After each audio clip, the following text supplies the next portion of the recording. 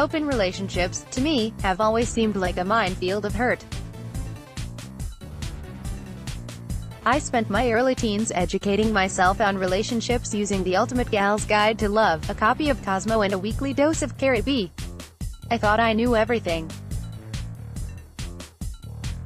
I was the practically celibate, advice-giving, rosé-chugging, chain-smoking, northern, working-class amalgamation of 50 hot sex tips, and 4 fictional New York women, and on the hunt for the ultimate, the everything, the one. Now, we all know, the one is a myth, just like Manolo Blahnik Mary Jane's.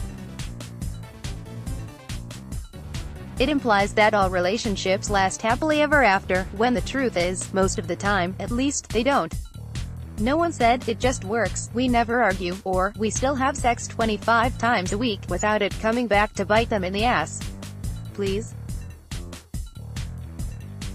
Today, finding the one, by which I mean a single, lifelong dedicated love, seems pretty unlikely. What if there's not one, but 4 ones, and what if they come along all at the same time?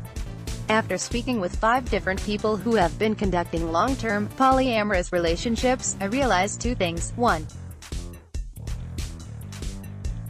Perhaps open relationships don't have to be for everybody, just like monogamy isn't for everybody.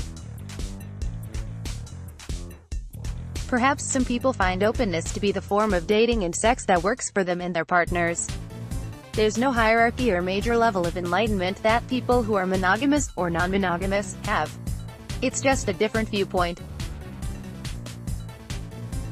Among circles of queer friends who are in open relationships, this is something I had felt before, that because I didn't think non-monogamy would work for me I was somehow less queer, less radical, less enlightened.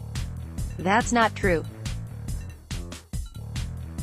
What was clear from all the conversations I had was that everyone works hard at their relationships in pretty much the same ways, no matter what form those relationships take. Point 2.